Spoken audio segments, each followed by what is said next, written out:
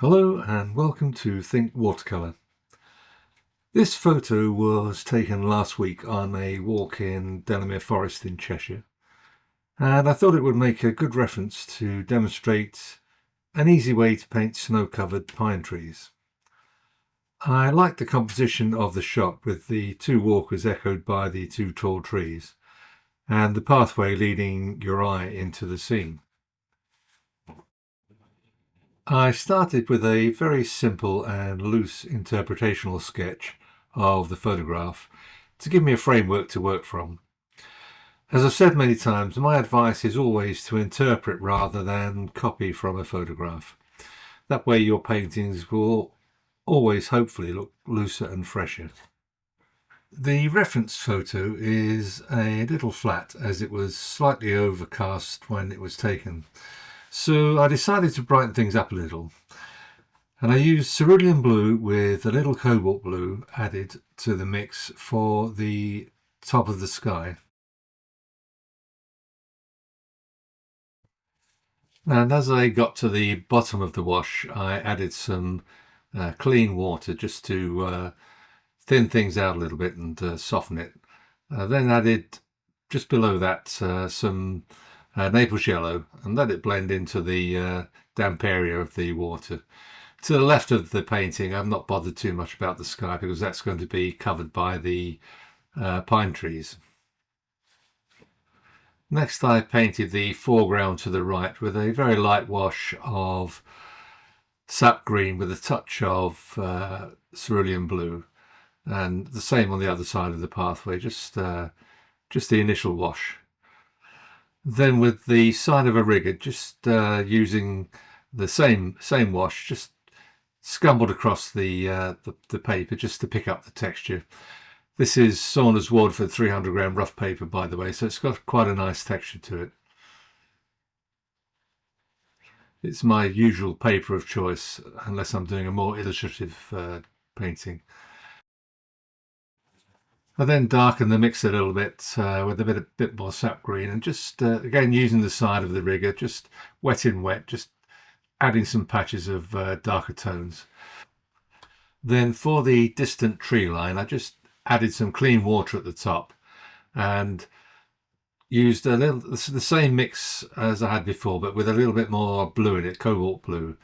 And while it's wet, just dropping in some darker tones here and there. Let it all blend wet in wet, and just try and create a bit of variety in the values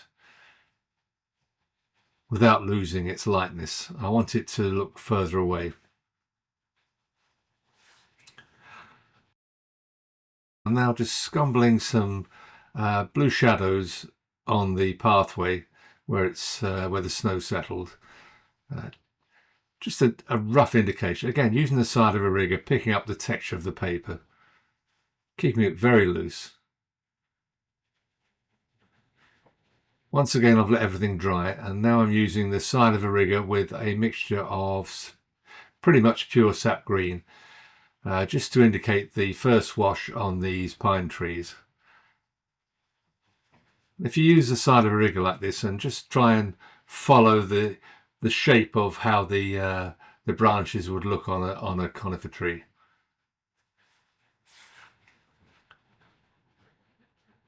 I switched to a larger brush now for the foreground conifers, and using the same technique, just scumbling in with the side of the brush, just picking up the texture of the paper. This is the first wash for these foreground trees, and I'll be adding much darker areas once this is dried. Keeping it all very loose, just an interpretation of the photograph. I've mixed up some grey here using cobalt blue and burnt sienna, and this is just for the two trees to the right of the figures. I want them to look further away, so I'm not painting them too darkly. So I'm just dropping in a few extra areas of darker tint here and there in the tree trunks.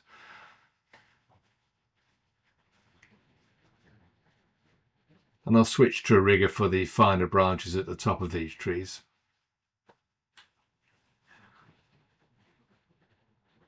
These will dry lighter, so they will look a little bit further away. Here I'm using that rigger, as I said.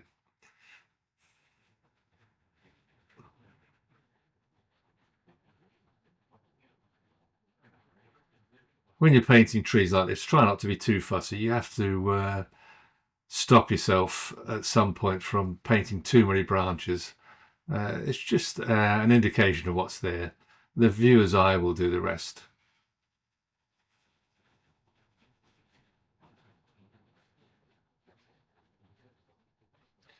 And always remember, trees, branches of trees do tend to overlap. I've just mixed up a much darker mix of jadeite green with a touch of ultramarine, just to make it a really dark green for the darker patches on these conifers to the left.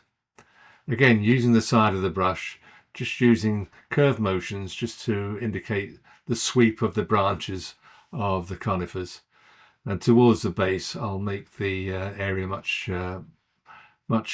stronger with less light shining through, as it's the base of these trees.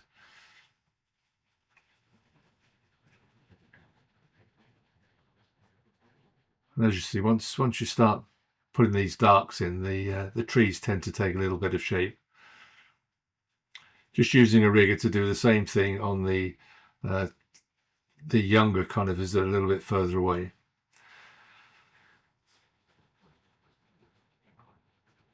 And I've reinterpreted the photograph a little bit here because I've left a gap between the foreground trees and those three conifers. I just thought it would add a little bit to the composition. I'm just scumbling in some of that dark colour into the side of the pathway there. Again, using the texture of the paper. Here I'm using a 1/4 inch flat brush, just dampened, to lift out some highlights of the tree trunks under those trees. And using the same brush, I'm just using some Van Dyke brown just to indicate the tree trunks as they go up between the branches, and just strengthening the left hand side of those tree trunks at the base. Just an indication of the tree trunks going through. And the same for the smaller conifers further away.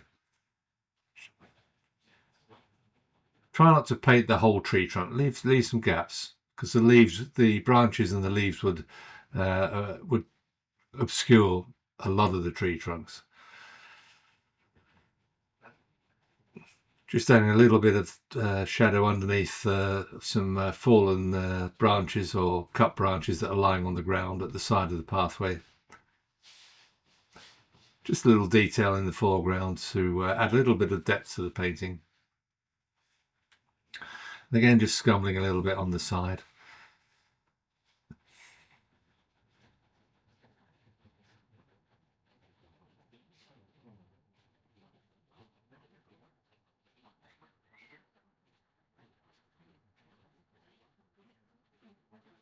I've just mixed up some burnt sienna for the foreground on the right of the painting, where there's a little bit of a little of colour showing through in the photograph, and I thought it'd make a good feature for the foreground. And then just adding a little bit of that Naples yellow as well. Just using the side of the rigger to pick up the texture, as I keep doing throughout the whole painting. The whole point of these snow scenes is that you do get little bits of the ground and plants and foliage showing through the snow. It was a light dusting of snow. We had about an inch of snow fell last week, and just enough to cover the ground and make a nice wintry scene.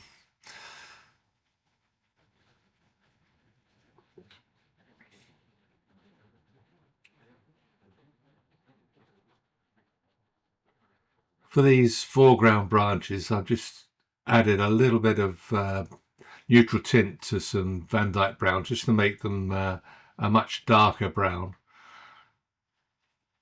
Again, using the rigger to indicate them. These are in the foreground of the painting, and I really want them to stand out a little bit better than the background trees. And I'll be adding some snow on them later on, but for the time being, just want to get them in using a smaller rigger now. This is a number 1 rigger, just for the finer branches. For the figures, I'm just using neutral tint. They're fairly silhouetted against the background, so not a lot of detail there. And in the photograph, they're both in black, but I think I'm going to add a little bit of red to the right-hand figure while it's still wet, just dropping it in so it becomes a sort of a dark red red jacket. Just wet in wet, just to add a little variety, and just lifting out a little bit at the top just to indicate that there's light shining down on the shoulders. And when you're painting figures, if you paint one leg shorter than the other, it does suggest that they're walking and moving. For the dog, I'm just using some yellow ochre, and just adding a little bit of darker tint to the dog, just to add a bit of shadow.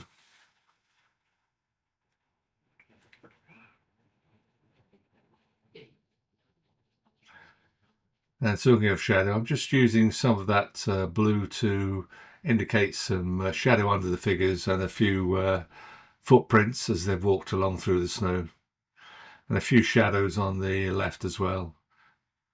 And to the right, I'll just add a bit as well, just to finish the painting off a little bit, just add some depth to it. I've now mixed up some neat white gouache, and using the side of a rigger, just following the sweep of those branches on the conifers and just dragging it across. Very neat white, so that it doesn't blend in. It sits on top of the painting. Always make sure your painting's fully dry when you're doing this, otherwise the white of the gouache will dissipate a little bit and look very flat, but this should stay nice and bright as it's very thick paint.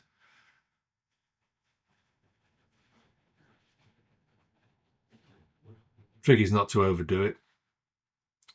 Very easily done when you're doing this. I'm just adding the same detail to those further conifers, just a little bit of white of snow sitting on the branches. Again, same with the top of those cut branches that are lying on the side, just snow sitting on top of them. And then just scumbling a little bit of white either side of the footpath, just to finish things off a little bit, and just scumbling it in with my finger a little bit as well, just to flatten it, just to hint that there's snow sitting on the foliage there.